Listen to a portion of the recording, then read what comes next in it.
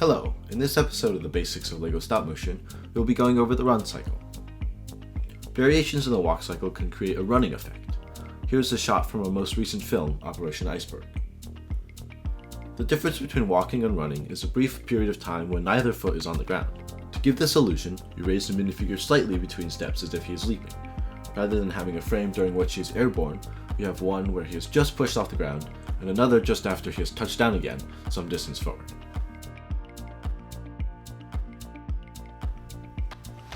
When the figure is running, we lean it forward slightly. You want to make sure you maintain the same angle for each frame. The first frame has both feet together with the hands roughly by the figure's sides. In the second frame, you want to make sure you move the torso as well as the legs. You also want to move the hands. The right hand moves forward as the left leg moves forward.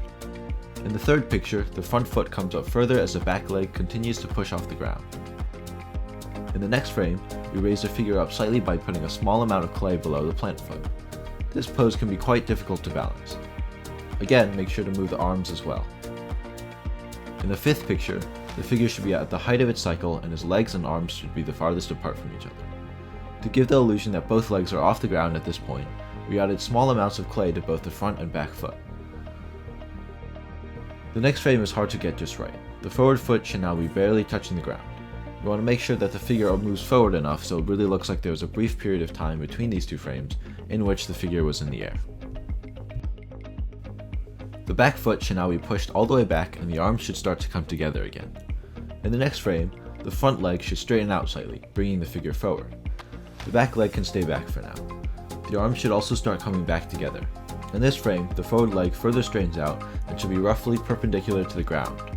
The back leg should also start to come back to the rest position.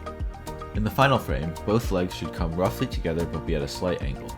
The figure can be straight, but his whole body should be leaning forward slightly. Just as with the walk cycle, be careful about making sure the figure doesn't move to side, lean too much either way, or move a different amount for each frame. Notice how the angle of the figure remains constant throughout the frames. He is never leaning any more forward or backward than in the previous frame. You can also see how the movement of each frame is roughly uniform. The space in between each of these lines is the same, which creates a more fluid motion. As with the walk cycle, this process takes a lot of time and patience. As always, thanks for watching and we hope you learned something new. Comment below if you have any questions and we'll see you in the next episode.